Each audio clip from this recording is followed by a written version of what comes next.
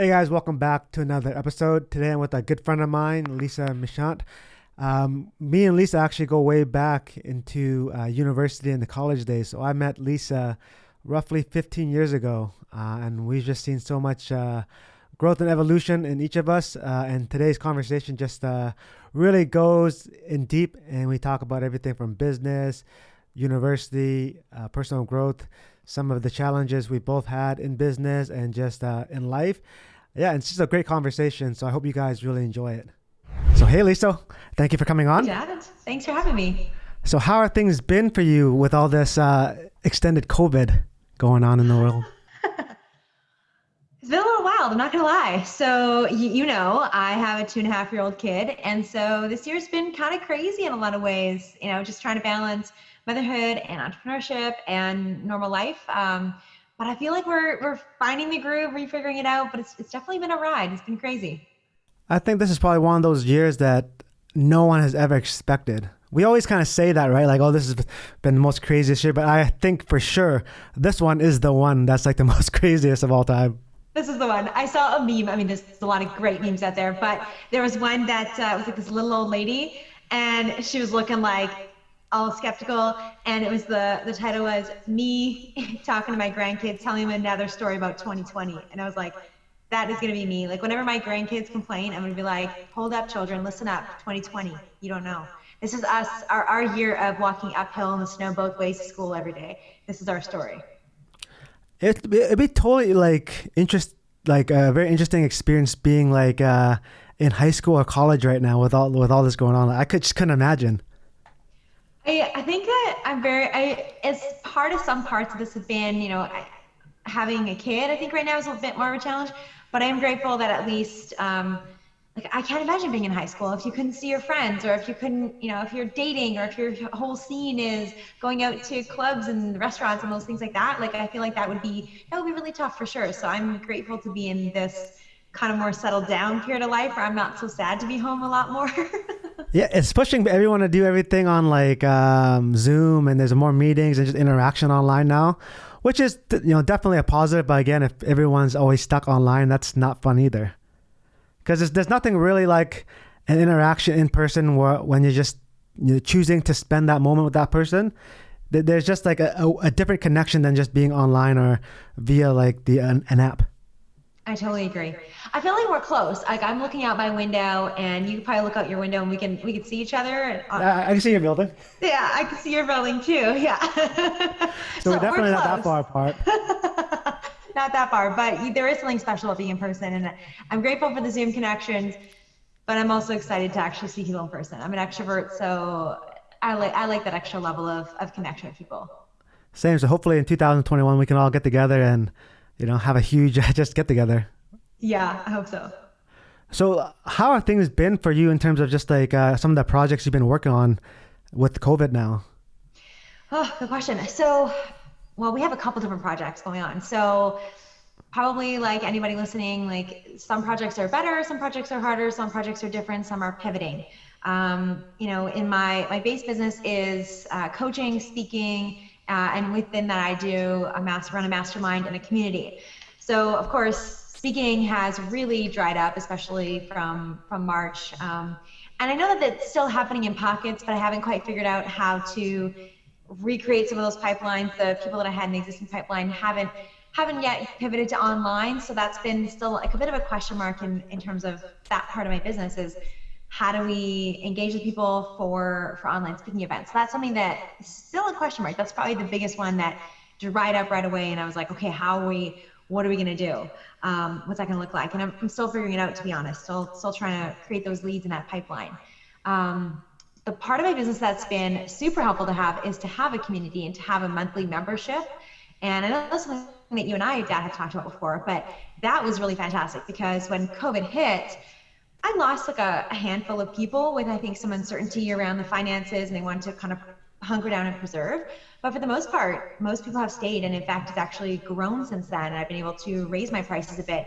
And even in the times when it was really uncertain, when I didn't have time to launch and relaunch and test and things kept changing, like I already had an existing group of people to serve, to show up for, and then that recurring revenue too, that I didn't have to worry as much. At least I knew my base business expenses were covered, so I could kind of focus on the other things that were going on in life. Yeah, it's always nice when you have a subscription-based business, because you always can, if you know the retention each month, and you kind of know like what the drop-off rate and how much new net customers you need to get to kind of like level it off. It's definitely a great model. It is, and I'm definitely still figuring it out, and this year has been a great kind of learning curve on that. But you're right, like there's a certain extent of it, even through COVID, where I thought, oh my gosh, what if everybody leaves? They didn't. They still, like, it's sticky enough that they've stuck around, which is great. And like I said, I think since then, there's one of the unique things about COVID is we're not able to interact with people so much in person. And so the desire for online connections has gone up in some spaces, and especially the desire to connect with people on a really real and human level has gone up. And that's what we do in my community. And so the people that dropped off kind of in the beginning, like they dropped off, but those that have stuck around, I think, are more engaged, are more loyal, are showing up to more calls than they did before, are just more invested than they would have been, I think, at the beginning of the year, which is actually a really cool perk of going through this whole experience. So who would be the ideal person to be in your community that could benefit the most from the group interaction, the content, and just the network effect? Oh, you know what? So my people they're women who are driven, who are ambitious, who are wanting to get things done and want to have a community to support them along the way. They've got to be definitely self-starters, which a lot of the, pretty much everyone that's still stuck around is a self-starter. And they're willing to also support each other. They're givers and they're takers. And that's what creates a really cool interaction in the group. And it's a really wide range. Like we have one of the women today is like just starting out her business. She's still on maternity leave with her second kid, babies. We have women with babies on their laps and toddlers coming in, and full disclosure, like my kid has pooped on calls. Like there's wild stuff happening. And then we have women that are scaling to 6 figures, 7 figures in their businesses, executive positions, or changing roles there. So like there's quite a mix. It mostly comes down to, I want to know that I'm not alone, and I want to have somebody to share both the hard times and the success with, and I'm willing to give back to a network, and I'm willing to receive from a network. Like that's what it's about. And that's what that's what we're there to do, and help people progress on their goals. It's called, everything I do is called Goalden Girls, GOAL, like goals. Mm-hmm. And it's a community of women that are driven to achieve their goals and willing and want to create community to do that together. Amazing. And are you seeing more members locally or kind of all over the place now with COVID? Oh, that's a good question. It's been, I haven't done the data on that. What's interesting is that it was, I would say, more local, and I think it's actually expanded now, but I don't know if it's because of COVID or because of one of the really great things that we should not underestimate in business, which is word of mouth. 100%. And it is because one of the people that I've collaborated with sent out a message to her people about a workshop I was doing. And from that, I think she had a bit of a global reach. And so we had people from the US come and people from Eastern Canada come. And then now they pass it on to their people. So now there's like a little group from California, a little group from Eastern Canada. Now there's a group that's starting in Texas that's also a part of it. So I don't know if it's COVID or if it's word of mouth, but whatever it is, it's really cool. And I have to get better about time zone stamping everything because now we're getting global. It all starts with a small snowball, right? Like you do like a few actions and you put it out there, and then you stay in the game long enough to see some actual results. Because so many people, they start and they don't see the results right away, and they get discouraged and they feel like they're not worthy of that success, or they're not worthy of the results other people are getting, and they just quit and go back to what they're doing before. And in any industry, you just got to be in the game long enough to see some progress. I think as Jay-Z said, the genius thing we did was we didn't quit. 100%. And there's a lot of days where I have to remind myself of that too, of like, this is a long-term game. And I think when you play the long game too, you think differently, you take different actions, right? And it's really hard to do because, if I hop on a sales call with someone, or if I put something out there and nobody buys, or I hop on a sales call and I'm like, I want to get the sale now, and it doesn't happen, it gets really easy to think like, I'm not meant for this. This isn't good enough. I can't do this. And on the flip side of it, I can also then get stuck in like this, it needs to happen now. I need money. I'm desperate for it. Like this must happen. And then what happens is I don't show up to actually serve people, or I don't create content that helps people. And so I think when you take a long-term game of it and a long-term perspective of your business or whatever project you're working on, not just like, is it a good reminder that it's probably going to take longer than you think, but also you treat people differently, because you're like, you know what, I don't actually need your sale right now, but if I treat you really well today, maybe you'll, in 3 months when you talk to someone else, you'll think of my name. Or maybe you'll come back to me in 2 years because I'm still going to be here and I want you to remember the way I made you feel and the impact I had. And so I think when we think about it, like, I wish, this is probably one of the things I wish in my business, that I thought about it more as a long-term game and thought about it, remember that I'm still going to be here, and how does that help you act differently today with everybody you interact, and how does that help you even with like the energy you bring to that snowball you're going to roll today, versus if you think about it as a long-term game versus if you think about it like this is the last snowball I'm ever going to be able to put together. Like there's just such a shift there, right? Yeah, short-term thinking definitely doesn't serve us over time. Because it's like, you know, it's all about me in the now, but really most things that you do, it's all about that long-term view path, and it's really about that lifetime of, you know, mastering something that you're going to get good at. Exactly, totally. And creating a brand, a product, a service, a name, a reputation that lasts longer than just one interaction, or longer than just one social media campaign, or longer than just a couple of videos, right? Something that's actually going to last and really continue to build on itself. Snowball, as you say. And I think good work really speaks for itself, and people know what, you know, the authenticity that you bring if you're doing it for the right reason. Like it's just something different. Like you can hear it in the tone of the person's voice. You can just feel their aura that, you know, this person is actually doing what they're actually saying they're doing, versus just kind of trying to sell you something right now. Or the guru of the week.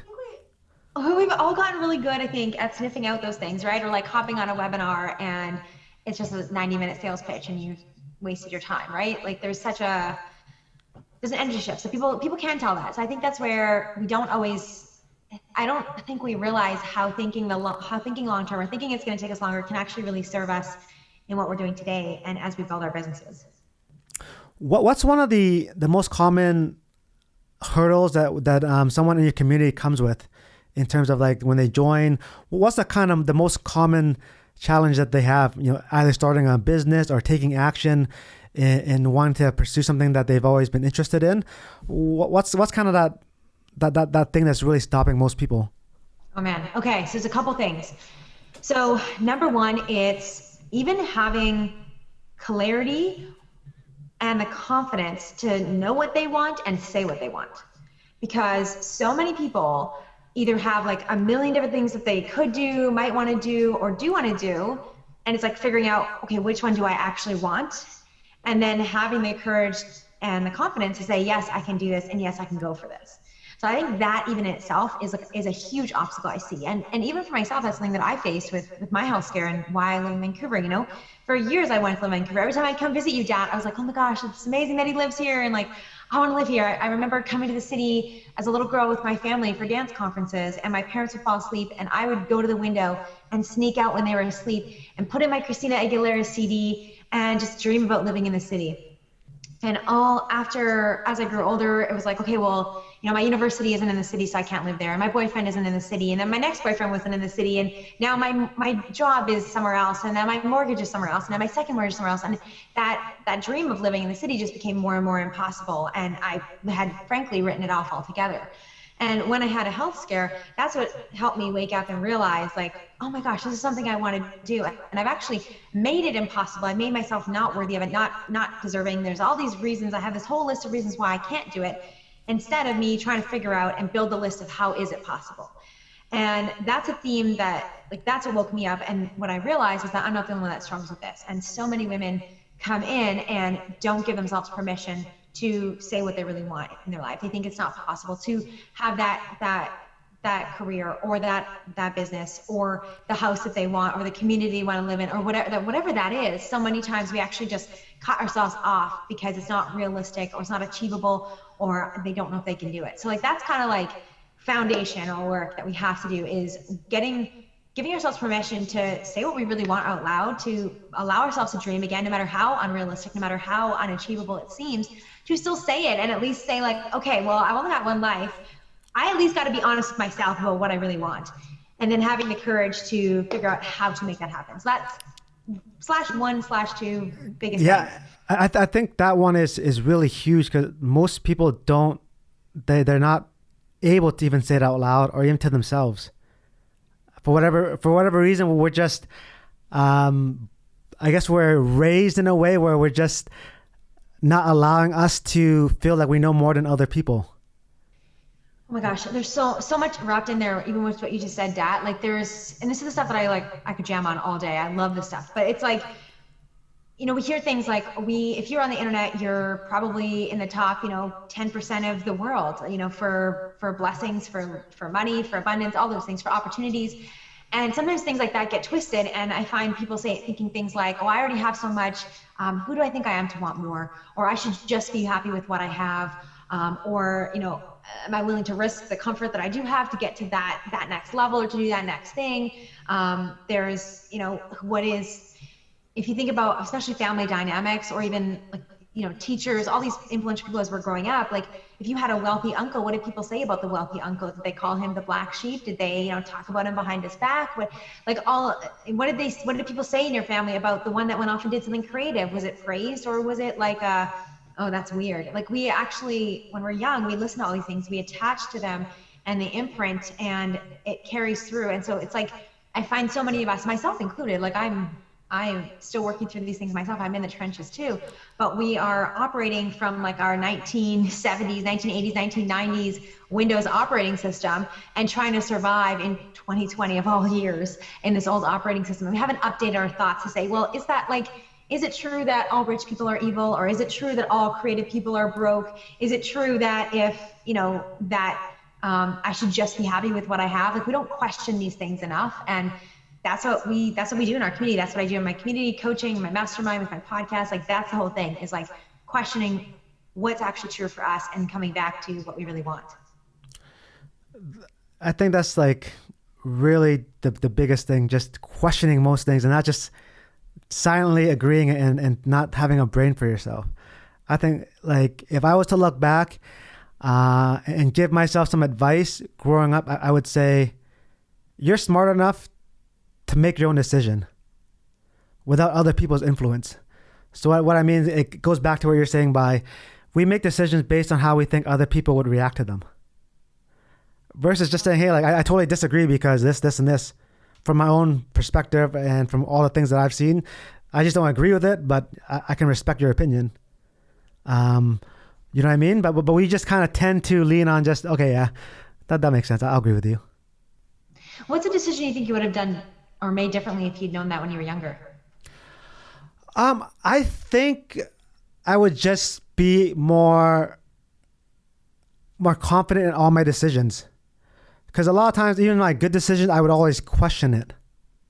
Like, have you ever had that? Where it's like, I'm pretty sure this is a good decision, but I'm not 100%. Versus if I've known that and I would have just believed in myself to that capacity, like the same decision could have been, this is bang on exactly what you need to do. Let's just go do it now. Versus saying, oh, man, like this is kind of good, but there's this drawback, and if you do well, you'll get this. If you don't do well, this will happen. Versus just having like that more of a supreme confidence in yourself. Yeah, like confidence that even if you make the wrong decision, you're going to be okay. Yeah, but just being able to make that decision concretely, like in a snap of a finger, instead of always flip-flopping. One of the best pieces of advice a really brilliant friend of mine said that's stuck with me and stuck with Troy and I actually in our because we have a real estate business too. It was a decision when we moved to Vancouver to whether to buy a house or not to buy a house. And like, if you can remember, this is 2015 and basically the same articles you read now were still happening then, which is like, the market is overheated, it's going to crash, penny crash. When will the crash happen? When will the housing market crash? It was so much talk and fluff about that. And sorry, I shouldn't say fluff. I should say like actual fear and panic and anxiety and like really a lot of uncertainty. And Troy and I were both like, okay, if we're going to put down a good chunk of money and buy a place. Like, is this the right decision? And we really waffled with that. You know, it doesn't make sense for us to buy. Should we just rent and wait for the market to crash, or like all of these things? And one of the things that my friend said to me that stuck with me is, all you can do is make the best decision with the information you have at the time, and make a decision and trust, and then move on. And so that's something that Troy and I have come back to, is like, are we making the best decision with the information we have in this moment at this time? And if so, then we like release it, let it go. And we're like, okay, this is the best decision. We're both on it. Or like, you know, I believe in it enough myself. It's me making the decision for myself. But like, that's how I think about it. And it's like, okay, I did the best decision. I can trust myself in this, move on. And sometimes it's right and sometimes it's wrong. But at least like all we can do is make the best decision at the time that we have with the decision, with the information we have. And if I can say yes in that moment, then I can look back without regret and make a decision more confidently as I move forward. Yeah, and a lot of times too, even if the decision you make, it's not like the ideal and something goes wrong, you can always fix it. Like everything is fixable. Yes, totally. Yeah, absolutely. And that's actually one of the other things I think that really helps, is literally playing the vibe or the then what game. Like, so I often speak this out with women in my community. I'm like, what's your biggest fear? And they're like, oh, that I fail, or that this flops, or that I get canceled. That's a big one right now. It's like, okay, so then what? Then what happens? Okay, then we talk that out. It's like, okay, then what? And then we talk it out. And then what? And then this. And like, once we actually start diving down, and you realize that like, okay, let's say that this launch flops. Okay, well, I just would figure out some new marketing for next time, right? Or I'm out $1,000, like, okay, I learned, right? What if, you know, somebody client cancels on you, or you lose a contract or something like that? Okay, well, that would, obviously they weren't the right fit. I would figure out some better onboarding and offboarding processes. I would have a better sense of who I want to work with in the future. I would learn something, done. And sometimes even just like deconstructing the worst case scenario with that, like, then what, can really help and be like, okay. Because I think in our heads, we often think that every decision we're gonna make is either gonna lead us to like being broke, alone, living under a bridge, or people are gonna come after us with pitchforks. And the reality is like those things probably are not gonna happen. So sometimes just like logically working through it can be helpful in realizing that, okay, even if the worst thing happens, I'm gonna be just fine. I can figure this out. Yeah, and most people don't care. Oh my gosh, nobody cares. Nobody's paying attention except for like trolls on the internet, and you don't care what they think. Yeah, like I think that's one of the biggest things. People project that everyone's just gonna jump on them and be like, I told you so, or, you know, you're definitely not in the space that you should be, this and that, but really no one cares. I felt so many times and nothing really happens. I think the other piece of it too is that you have to know that like if people do care and if people do, you know, say something, that's more of a reflection on them than it is on you, right? And that everybody is just projecting their own stuff into the world. And so if somebody does say something, that it's actually about them and not about you. Totally. I wanted to ask you this, Lisa. Now that you've been on your entrepreneurship journey, do you miss the corporate world, or do you miss having a job and being around people? Because sometimes I struggle with it, to be honest. Because sometimes for me, like being in a corporate job, it's cool because you get to like have these spontaneous meetings, and there's just kind of like all this energy and randomly bumping into people.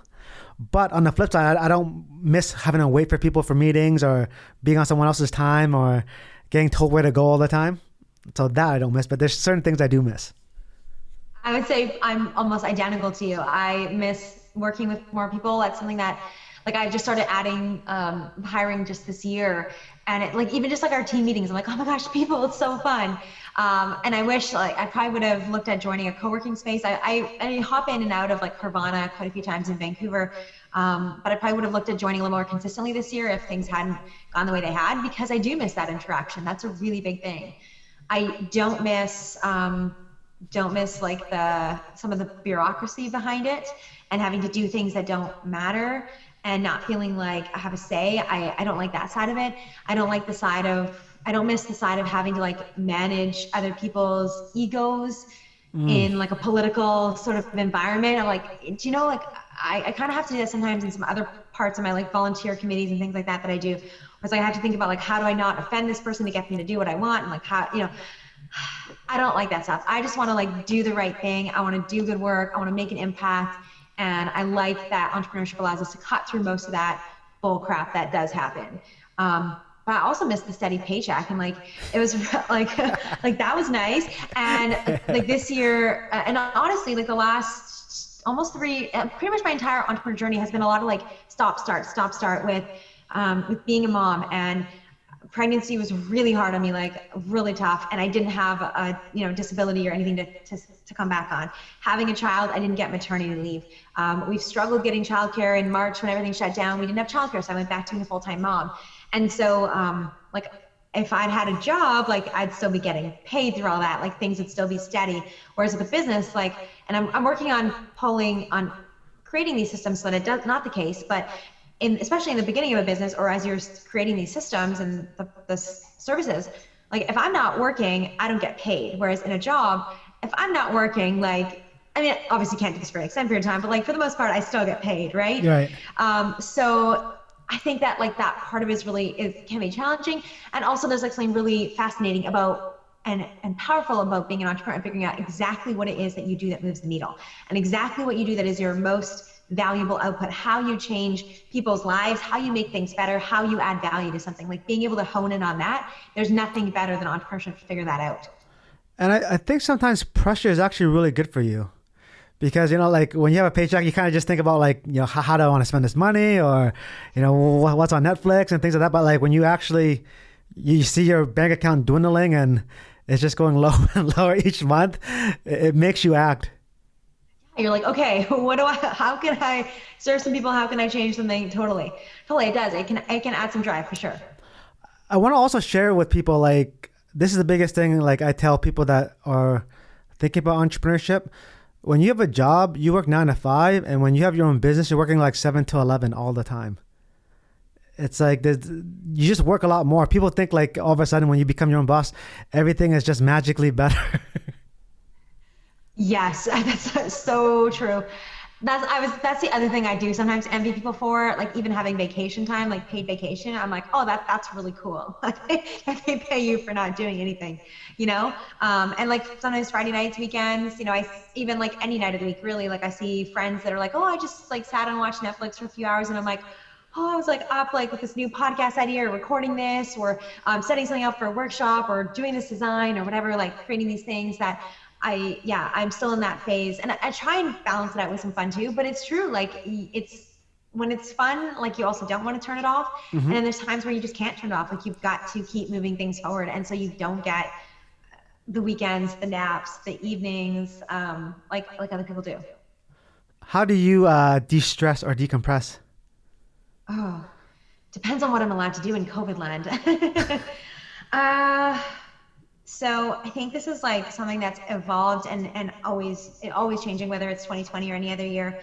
Right now, I'm getting a lot of de-stressing from like walking and listening to podcasts. I drop my daughter off at daycare and pick her up most days, or a lot of days. It's like that. It's like I try and, instead of seeing it as, and a lot of this is perception too, by the way, like instead of seeing it as a chore, which is hard not to do, shifting it into like, this is my time. This is what a gift I have to walk on this beautiful seawall in Vancouver and do whatever I want, listen to whatever I want for half an hour. Like it's a treat, right? That's been really great for me. I love to work out. Like I do it right now at home a lot, or do yoga or bar. I've gotten back into floating, which I did a couple times before, and now that it's reopened, loving it. So good. I feel like worst case scenario, I'm terrible at it, and it makes me realize how much I still have to progress in terms of meditation and mindfulness and presence. And best case scenario, I come out with like 6 or 10 great ideas for ways I can serve my clients, and podcasts or content ideas, and it's just like really clarifying. So I definitely am loving floating. With our family, we spend a lot of time in our pool. We have a pool in the building. That's really awesome. I want to like show you this, because it's something I have to actually be conscious about this, because one of my strengths from StrengthsFinder, I don't know if you've ever done your strengths, but one of mine is achiever, which means I'm really good. Like give me a to-do list. Like nothing makes me happier than crossing something off or ticking a box, and it sounded like I freaking love it. And any strength that you have too far can become becomes a weakness, right? Any strength you push too much is weakness. And that can be a weakness for me, where I don't take breaks, and I don't rest, or I don't give myself permission to, even though I know it's okay, nothing's going to fall apart. I feel guilty for taking breaks. So what I actually do is when I sit down and do my weekly planning, one of the intentions I have is I'm stepping into the woman I'm meant to be and the impact I'm meant to have. I'm my best self. I'm healthy, thriving, and inspired. I'm energized as I grow and expand. And I read that to myself and I think, what am I going to do this week to live that, to be my best self, to be energized and growing and expanding? And so I have to put them down as like to-dos. So actually, here we go. I have float on there. I just did that last night, so I can cross that off. It makes me feel really good. Amazing. But like that's a way that I can build in that self-care, that rejuvenation, the re-energizing time, and still satisfy the achiever in me who like needs to tick a box. But that's how I line it up and how it works for me. Yeah, I definitely feel you there. Where I definitely, I get a nice sensation and feeling once you cross something off and it's done and it's out of your hair and it's just been like checked marked and ready to roll and you can move on. There's a great side to it. I recently did a post on this on my social media around like the difference between positive and toxic productivity.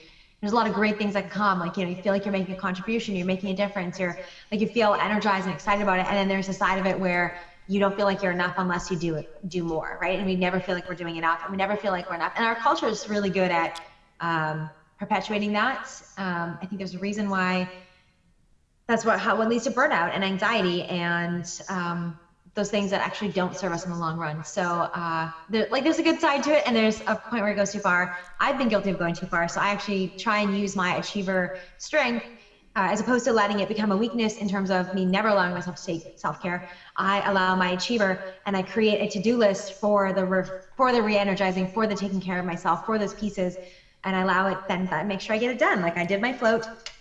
I'm going to do my meditation every day, which I do. Like I'll get my swims and I'll get my walks and I'll, whatever that thing is that's going to this week allow me to re-energize. I'll do it because my achiever is now all over it. Do you ever do like breathing in the mornings? Like I do a lot of Wim Hof these days. Okay, I'm super curious about trying this. I do the Wim Hof cold showers, but the breathing is one thing that I haven't gone fully on board with. You gotta get the app. It's the best. Is it? Okay, what's it called? It's called the Wim Hof method. It's free. Okay. And I think the best thing to do is when you wake up, first thing to do, I like to put on like headphones to do it so I can block out other noises. And I sit right in my kitchen on the floor. So I look out the window and I see like most of Vancouver. And it just tells you what to do. The guy just like walks you through it. And it's just like breathe in, breathe out. And then he'll tell you to hold your breath. And he'll tell you when to let go. And you do that for a few times. It just really gets your body rolling. And what I find for me is I start just thinking about all things that are not related to work or whatnot, but to a higher cause in my life. And then I find when I'm finished, I'm in such a better mood and I have more of a body and a mind connection, and I'm ready just to roll. That's so cool. Okay, I'm definitely going to check that out. Check it out. Let me know how it is. Well, so on that topic, just a little to the side, I have to tell you this because I just did it today. I went to a physiotherapist in Vancouver. So if you're in Vancouver, you reach out, I'll tell you who this is. But really fascinating. So I've been having a bit of a hard time breathing. It sounds silly, but I've just been noticing that it's been harder for me to get good deep breaths in. And so I went to a physiotherapist today who was able to do some diaphragm work and releasing things. And even just from something like that, I'm going to tell you, I'm breathing so much better today. My voice is different. I'm not coughing as much. I'm not it's just I guess to reiterate your point, breathing is so important. It's so big in the mind-body connection. And also sometimes it can literally be your body. I was like, oh, why can't I breathe? This is crazy. They said, this is simple. Everyone should be able to breathe. And he got in there. He's like, okay, this is why you can't breathe. And I'm like, oh, okay. So just to say, if you're looking for other ways of getting better breathing, the Wim Hof method sounds amazing. And also it could actually be connected. Your body could be holding back your diaphragm, which is something that I learned today. Oh, 100%. Even for me sitting in a chair all day, I have to go to an RMT at least once a week. I just have to, because I got tech neck and it's just always forward. And so I got to bring it back all the time. And it's difficult. It's difficult because when you get rolling, you're just kind of in there. And then all of a sudden you're like, oh God, my neck hurts, my back hurts. Totally. I feel like I'm 80. Yeah. 100%. If that was me, I was can't even breathe. I could feel myself getting tense from breathing. And I was like, okay, I need some help. So amazing in Gastown. If you're in Vancouver, let me know. I'll hook you guys up. I wanted to ask you this, Lisa. Do you think, based on all the things you've done How much did school help you in terms of getting, I guess, you're refining your ability to get things done, and even if it did or didn't, like, help you pick things up in terms of learning and working with other people? Oh my gosh, a lot as I'm thinking about this. As far as actual content, I mean, I went to school and I learned marketing before social media was a thing. So, I mean, you can pretty much imagine that a lot of that is the way I would learn today in school would be so different. So that's maybe not so much as relevant. But what you said there, Dat, like, I think one of the biggest things was like getting things done and deadlines and balancing a lot of stuff. Like, I learned a lot from school because even if you're just doing the baseline 5 courses, like, you have to balance all that out. How am I going to get these things done? I think that taught me to prioritize, to figure out how to manage competing priorities, how to, work ahead when you can and can't procrastinate, because sometimes you can and sometimes it bites you in the butt. That was a really big lesson. And on top of that, like, I was also the president of our Business Student Association. I ran our leadership conference. I had a job. So like, I really learned how to task manage, how to get stuff done, how to prioritize what things could fall off and what things couldn't. So I think that was really helpful. I would also say, definitely in class projects, and especially with the leadership conference and running the business club, I learned a lot about working with people and how to tap into their motivations, how to make them, like, how to cast a vision and how to execute on it. So I think that was super helpful. I could probably, like, 34-year-old self could probably take even some lessons from 21-year-old me, who I think I was really good at what I did. I think I learned a lot of great skills. And it's funny, even just having this conversation, I'm like, oh, I probably could still learn a few things from her, because I think the corporate world, it changes that in you, or it did for me. Like, I got more comfortable taking a seat and taking direction, whereas being an entrepreneur, I have to step back into, like, this is the vision, this is where we're going. No, this isn't okay. This is what we want. Yes, like, kind of being more decisive and figuring that out. So I would say school was amazing for that, in terms of helping me prioritize and manage all the things that need to be done, in terms of how to interact and work with others. And I would also say, like, the school that we went to, Dat and I went to university together at VIU. Like, the fact that at VIU you got so much support for whatever you wanted to do. It was like, oh, you want to create a leadership conference? Go for it. You want to create a scholarship or do this? Like, go for it. You want to do this event? Like, it was very much a welcoming, open atmosphere where it was super supported. And I think that's probably one of the biggest things. Like, I felt like there's a part of me from growing up as a little girl and going to university that, like, I believe that if you can dream it, you can do it. And I think maybe for a lot of places in university, a lot of other people maybe didn't have the same experience at school, and I know in the corporate world, we almost never get that experience. That, sure, like, go ahead, go try it, go see how it works, see if it fails, see if it succeeds. Like, you don't get that permission to do that in the corporate world in a lot of places in life. And I feel like we did get that permission in school. So for that, I'm really grateful for. And the biggest thing I learned too is, like you said, working with people and being able to get it done. And most things in life is just about getting it done. And that you get better as you go.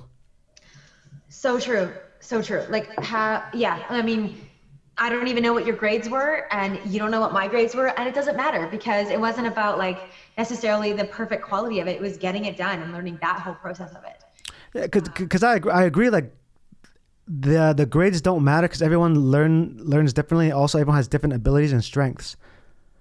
So it's kind of irrelevant, but just being able to go through that and manage it, and then just being able to really work with people, because that's all life is, really.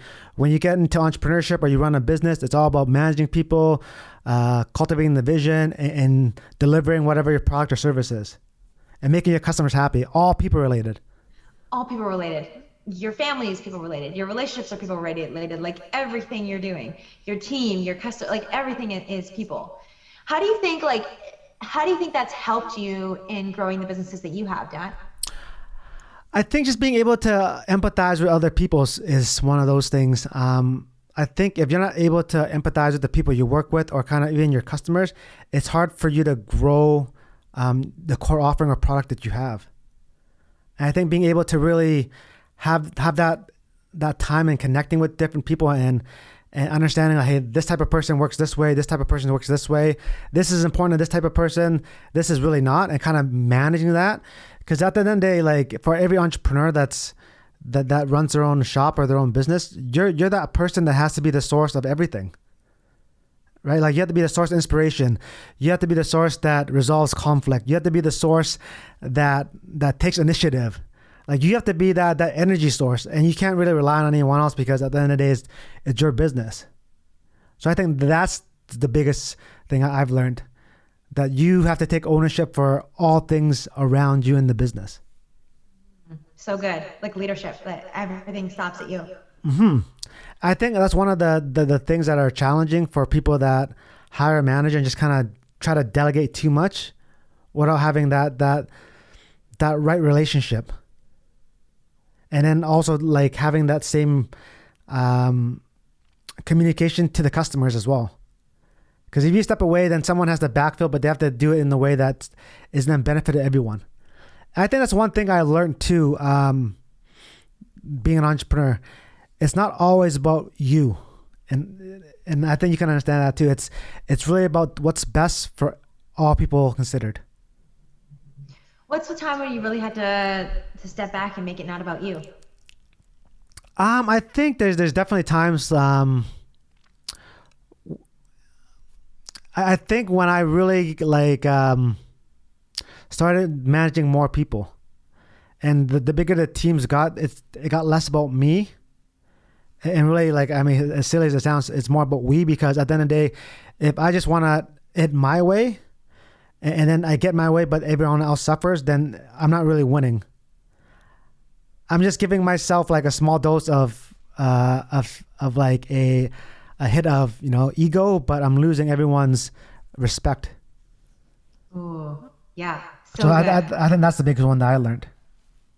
I think it's a part of it too, is like keeping the bigger vision in mind, even at the sake of your current comfort. Right. It's like, what decisions am I going to make? How am I going to show up right now for myself and for my team? That's going to maybe crappy right now, but it's going to serve the long-term vision of where we're going. I think one thing that really sticks out too is, as I got into entrepreneurship and started living it more like throughout the years, and I also started like diving into other people's biographies and books, you really realize how long it took everybody. Like we're kind of fed that, you can be successful within 90 days or this and that. But when you look at all the people that have done like really amazing things in the world, they were at it for 10, 20 years doing the same thing. And that's how they got really, really good at it. And it's just understanding that it's like, hey, like I might have had a bad week or a bad month or even a bad year, but I'm in this game for the long run. And I know that, sticking it out, persevering, doing the right things, being ethical, having integrity is going to serve like this overall vision for the long term. Yeah.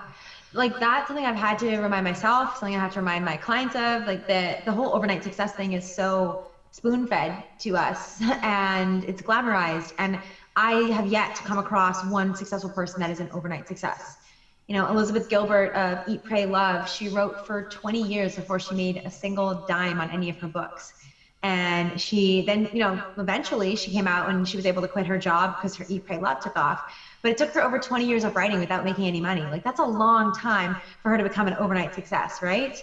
And I think that's just one example. There's so many of them. And we often think, we compare ourselves like that. We just learned about this person, so we think that they must just be really quickly and being successful. But the truth is that it's like a lot of decisions and a lot of actions that compound over time, and we don't always see the impact of. We see the end result of the compound, where we don't see how little of an investment or how consistent that investment was over time, that really allowed for us to see what the end result is, which is their success today. And I think one of the biggest things I learned is not about how much you make in a year. I think that whole concept gets really twisted in a way. Like growing up, it's all about, like if you do this and this, you can get a job that makes $80,000 a year or $100,000 or whatever it is. And in being an entrepreneur, it's not about how much you make in a year. It's just how much value you're able to create over your career. That's so true. So true. Yeah, absolutely. And that's what like really motivates me now, really understanding that concept, right? Because if you just kind of compare, I could have made this much if I worked at a corporate job or whatnot, but it's not about what you could, create this year. It's about the compounding effect and the overall like massive value that you're trying to create and share with the world. Totally, totally. And with that, like to create anything of value, it takes time. So if we can like, if you strip it back to that, it's like, oh, obviously to create something valuable, it takes time. But we don't always think about that. We think like because I think corporately, like you show up and you get paid. That's not how it works when you're trying to create something of value or impact over the long term. And I know something that for me, that really surprised me as an entrepreneur, I don't know if you can relate to this, like, it's shocking how much stuff I do for free. Like, it is shocking how much stuff I do and don't get paid for. And obviously, like, this isn't something I want to continue for like the next 30 years, but along the way to building assets, like you either have to have time or you have to have money to invest in to create something new. Mm-hmm. And unless you're like hiring massive teams to do all of it for you, which most of us are not in a position to do that, that means that we're putting in a lot of time creating something for future returns. And so I think like that's like, it blows my mind sometimes. Like, I'm like, I do so much stuff that is for free. Like, I don't get paid to do podcasts. I don't get paid, we don't get paid to do this, right, Dad? Like, we don't get paid to read books about this. We don't get paid to do a lot of the stuff that we're doing. And yet it's all to create something that's really exceptional and to build something for the future that's going to be an asset that's going to support people and support us. Yeah, for sure. And sometimes I have to give away money to, you know what I mean? To run contests, just to get people's attention, to do things just to make them want to be involved. And it's amazing how much people don't understand the amount of work, effort, and planning that it takes to get things done. Yeah, and we do a lot of free things all the time, but it also, on the flip side, if when you're doing things for free, it's also you're building the muscle to that skill. Oh my gosh, yes, 100%. Yeah, I think, yes, like there's so many, you're building relationships, you're building your ability, like all these things are great. Like, and you can't expect to just like hop on your first day and have a top 10 podcast unless you're Joe Rogan who moved over Spotify or whatever, like what you don't see is all of those steps every single time you've practiced and got better and improved and you worked through the period of sucking so bad. That's what gets you there. So I completely agree with you. I think there's a lot of value to doing free things. And I think it's just like shifting your perspective from the corporate mindset, which is like, I don't work for free. Like, how dare you ask me to do things unpaid, versus like, when I do things for free, it's because I'm learning, it's because I'm practicing, it's because I'm building an asset, and like shifting my mindset around that, I think has to happen if you're to survive in entrepreneurship. Yeah, like the corporate that corporate entitlement a lot of people have, even if they're like just gotten into like the corporate world. I'm not doing that for free. Are you joking? I'm not gonna do this thing extra. It's well, if you're not gonna be able to learn more skills, why would I pay you more? And then you're destined to be at the same wage for the rest of your life. And then they get upset about that. Oh yeah. Oh, we can talk about this. Yeah, for sure. Yeah, like I do a lot of things for free, and I have for a long time. In university, running the Business Student Association, it was something that I did for free. Creating a leadership conference, did it for free. Could I have spent that time doing a job instead and getting paid? For sure. But I wanted to practice skills. I wanted to learn these things, and it's something that served me and paid dividends for years and years and years to come. So I think that's such a good point, that we have to. I think you have to be willing to learn some things for free sometimes, because what you're building is yourself. That's the biggest investment at the end of the day. And we cannot see return on investment as only in dollars in our bank account. We have to look at it too as what's the joy is this bringing me? Mm-hmm. What is this fun for me? Is this exciting? What skill am I growing? How am I making myself more valuable to create more impact down the road for my own life and the life of others? Like, that's what we should be looking at with return on investment in our time and our money, not just actual money in the bank. One of the biggest rewards I've gotten is really being able to speak in front of people and just having great conversations. I think that's a skill that most people are lacking nowadays because we're so glued to the phone all the time. But being able to speak in front of a group or share your thoughts and try to articulate it in a way that's unique to you, I think and you get the practice by doing that, by spending your time with people and taking that initiative to ask people to go for coffees or whatnot, and just just being that source of taking initiation, right? Like, so many people want good things to happen to them, but they don't take any initiative, and they don't reach out or reach up anywhere. They just sit there and wonder why things aren't really happening for them. So you ask to like take us back to something you asked at the beginning, which is like, what do we do in my community? That's the second part of what we do. So the first part is like, how do we figure out what you actually want and claim it and have confidence to say it? And the second part is, how do we help get you a plan to get there and get you out of your own way? Because what I find for most people is that, and maybe like I'm sure there's some notable exceptions to this, but most people that I know, they want to do something. Like they want to make an impact. They want to do cool things. And they get scared before they send out that message. Like, what if that person doesn't want to go for coffee with me? Or what if this gets rejected? Or what if I make the wrong decision with this job? Or like all these things. A lot of times it ends up being fear and other things that come and hold us back. And so that was one thing that I learned through, even though it took a health scare for me. And my husband and I sold our houses and we sold our cars. And we sold a whole bunch of stuff and moved to downtown Vancouver. When I got here, I was still holding myself back and like looking for a job because that's just what you do. And I wasn't ready to start a business and I didn't know enough and I didn't have the right idea. And I was waiting for my kid to move out of the house. I didn't even have a kid, but I was waiting for her to move out so I could start my business. And what I did is I continued to hold myself back and continued to get in my own way. And that's the power of coaching, and that's the power of community, and that's the power of continuing to do the mindset work, is because just because you declare you want something to happen, or just because you say you want a certain level of your career or business or relationships or whatever it is, or you want that beautiful beach house, whatever it is, that's not enough. Like you actually have to take action. And the same things that stop us often from claiming it are the same things that are going to stop us from taking action. And that's where it's super important to that's the kind of stuff that I love helping people with. Like, do we need to create the right habits? Do we need to shift some habits? And I help people figure out that. Like, do we need to get clear on your time management and figure out like, okay, why are you doing all these things for other people? Or why are you hesitating? Why don't you ask for help? Because most of the time it's that like, and I'm speaking a lot to women, like we're taught it's weak to ask for help. So like those are the kinds of mindset things that we have to help people shift through so that they can free up time to actually go and achieve the things that they want to achieve. So I mean, there's probably a small percentage of the population that does just sit around wondering why things don't happen to them. But honestly, and this is probably a part of like who I attract and who I serve, it's a person who does want something and just needs a little bit of help and support to create the right plan and then get out of their own way to make it happen. Most people I know want to make a difference and want to do something. And having a coach is probably one of the best things for all people, regardless of what industry you're in, what sport you play. Everyone that's been at any like high level has had some type of coach or mentor. There's just no way that you can just learn everything on your own, because it just takes so much time and you don't know that much. Where you get to leverage other people's experiences, other people's failures, other people's heartaches, so that they can pass on to that knowledge in a more efficient way that really connects to you. Because even some of us, like we have our own limits when we're coaching ourselves. We all do. Like I work with a coach too, because there's things that I can't see. There's things that I don't know about myself. Like a great coach will hold up a mirror to you and be like, this is what you're saying one thing and this is what I'm seeing, and that's different. So how do you want to reconcile this? You know, a coach can help you stick with accountability. And if you're not hitting it, then figure out like, why not? What is going on? Because most people I know are working hard. Like most people I know, especially in my community, they're not lazy. They're working. It's just a matter of like, there's something that needs to shift, something that needs to tweak to help them get to the next level, because what got you here won't get you there, right? Like you have to continuously be evolving, continuously be changing. And if you're always looking in the rearview mirror at work before, you're not looking in the front view mirror.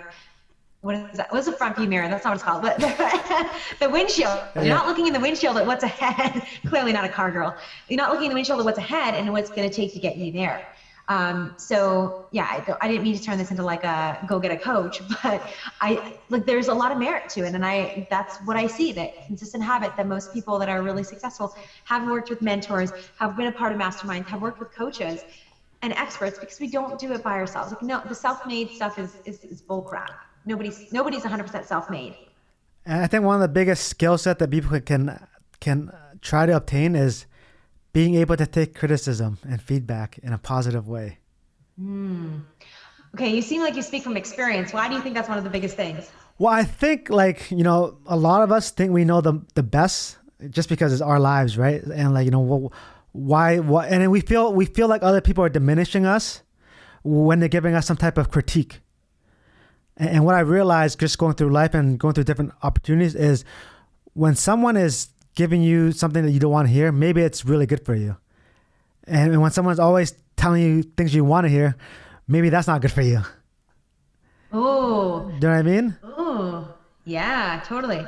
Because Totally, if you, that's good. because if obviously if something that you don't like hearing, it could definitely be something that is honest. It's kind of like when someone that doesn't like you tells you straight up to your face why they don't like you. They're being completely honest with you, and that's something that you might not know about yourself. Mm-hmm. And when like you have your friends are just like yes men or whatever, they're like, you know, you're nothing like that, da da da, and it just creates you. It makes you do that more, but versus being completely upfront with how you actually behave. I think that's huge. A really good book for that is Mindset by Carol Dweck. Talks about the difference between a growth and a fixed mindset. And I think it's something that you can even have a growth mindset in some areas of life and a fixed mindset in others. But the basic difference is if you have a fixed mindset, when someone criticizes you or gives you feedback, you think there's something wrong with you, and you don't have an inherent belief that you can learn and grow and fix things. A growth mindset is the opposite, which is like, I can learn anything, and so feedback is helpful, feedback is valuable, feedback is how it can help me. So that's like 100% super valuable for, I think, anybody, any human, parenting, teaching, entrepreneurship, corporate, anything, like friendships, relationships, to be able to come at it from a growth mindset. And what I notice happens a lot, and this is the kind of stuff that I work with, and I think women, it's probably a little different for like men and women in this. I've noticed that some differences in like how we talk to ourselves as women. But sometimes when we get criticism, we think like they're right. I think men a lot of times are like, well, how dare you like challenge me? You don't know me. You don't know what I'm doing. Whereas women are like, there's something wrong with me. I'm not good enough. I don't know enough. I'm not smart enough. I didn't do a great enough job on this. And we bring it back to us. And so the key in both of those situations is to flip it back to like, what can I learn from this? And what is the truth here? And like what can I take from this conversation that's going to allow me to grow and get better out of this? Like, that's the kind of mindset I think we need to come to. That's what a growth mindset is how can I come to the table and learn from this?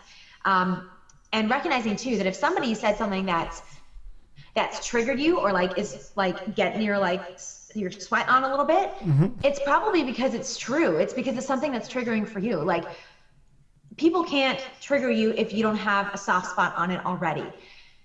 For example, if somebody said to you, Dad, like, you're a terrible entrepreneur, like, you don't know what you're doing, you've never built a successful business, you'd be like,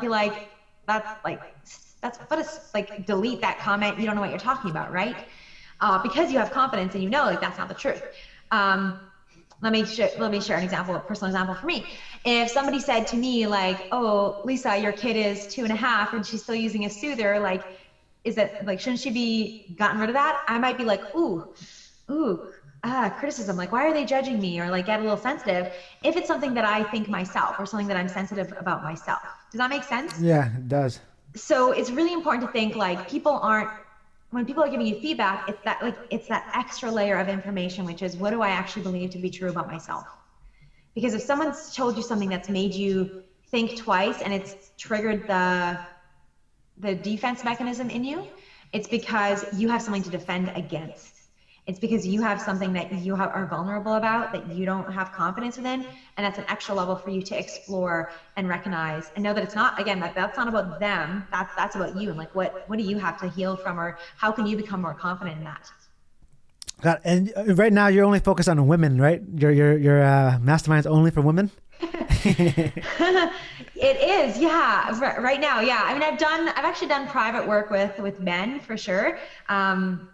And with the community piece, I just kind of ended up carving out a bit of a niche with driven women. Because I think there's some unique, when I first started out, I was like, oh, all people need this, all people need coaching. And it's true, I think they do. But I really did find that the challenges that men have are different than the challenges that women have. So I found there to be a lot of power in bringing women together, because women need to know, maybe we all need to know, but I think women especially need to know that they're not alone in what they're going through, whether it's successes or challenges. And we react to things differently. And it's really great to be like, oh, okay, this is normal and I can move through it. You know, an example of this, like a couple weeks ago, maybe a month or two ago, this is like a real story. They're all real stories, but this is a real example that just happened. I was walking down the seawall and I met this really cool mom, and we were chatting, like we got friends, we traded, we were like, oh, this is awesome. Like, I'll see you tomorrow. And I didn't see her for like a month. And it was because my husband was picking up my daughter and dropping her off. And so I just wasn't on the path. And when I finally did run into her again, I was like, hey, it's good to see you. She was like, hey, she's like, I thought you were avoiding me. I thought you were just kind of avoiding this route. And I was like, oh no, like my husband was just picking her up and whatever. And I came home and told my husband, he's like, why would she think that you were avoiding her? And I'm like, that's what women think. And I talked about it in my community later that day. I'm like, how many of you guys would think like she was being avoided and that she was, I was avoiding her? And they're like, oh yeah, that thought would totally cross my mind. Whereas my husband was like, why wouldn't you think like you took a different route, your schedule changed, like you got hit by a bus, anything else? Like that's because women internalize a lot of these things. And I'm not speaking for all women or all men. This is just the type of people that I tend to work with and tend to have in our community are the ones that tend to go back to themselves and blame themselves in a way that's not serving them, and we need to shift them out of that. Whereas sometimes the men in my life, not all, sometimes, or even this can happen to women too. Like you hear that and you're like, that's not about me. That has nothing to do with me. And that can be a detriment too. So it's finding that balance, I guess. That was a really long way of saying, yes, I work with women, but that's an example of how I noticed the difference in the types of challenges women have, the way that women think and respond, and also the way that I need to step up as a coach to help women through those blocks is different than if I was working with men. Does that make sense? Got it. So how can people reach you, Lisa? What's the best way to get in contact with you if they're interested in your service or they want to hop on a call with you? Is it, what's the best way to connect with you? Oh, thanks for asking. The best way to connect is probably on Instagram. I'm at the Lisa Michaud. You can also email me, lisa@lisamichaud.com. I have a podcast called Goalden Girls Podcast, Goalden, Goalden Girls. And actually I just recently started having my husband on there too. So like it's men and women definitely listen to that. And I definitely have worked with men privately, just in the mastermind and the community. We try and keep it, those are the topics that we're talking about. And it doesn't always work for all men. They're not really worried about like what the woman on the seawall thinks, whereas it's very real for us women. Got it. And what I'll do is I'll just make, I'll put all that information in the description below. And then, we'll hope a lot of people reach out, because I mean, I can sit here and talk to you about this all day, and it's always so fun to catch up and really sit here and just go back and forth. Because I think any time, especially entrepreneurs, we feed off each other, right? And that's why networking is so important, and just getting out there and meeting other entrepreneurs and being able to do things for each other. Like I'm not paying you and you're not paying me to do this, but we're doing this together because we're creating something. And that's like the powerful effect of just, networking, entrepreneurship, and having great relationships. Dad, you're a real master at that. I have to say, you're somebody who I've known you for probably 13 years, maybe 14 years, a long time. Yeah, probably 14, maybe even 15 years. I bet you 15 years I've known you. And you're someone who consistently always serves, and you network with a great heart. Like you come and you're always thinking about, how can I add value to this person? How can I pump this person up? How can I help them? And that is, I'm sure, one of the big reasons why you're so successful, and one of the reasons why whenever you call or invite me, I will always say yes, because I'm grateful for you. I know you're always in it to help, and I hope that I can return that back to you too, because you definitely show up with the right networking heart and mindset, and you always add value to other people. So thank you. Yeah, no, you're very welcome. And another thing is, we all start from somewhere, and we all grow together, we all evolve together, and we all expand together. So I'm happy to end it here. Lisa, thank you very much again for coming on. Thanks, Dad. Okay, I'll see you next time. All right, guys, thanks again for watching. I hope you guys enjoyed that conversation. And again, subscribe, hit that notification bell, and also join the Facebook group. We're getting a lot of good traction there, and I'll see you guys in the next episode.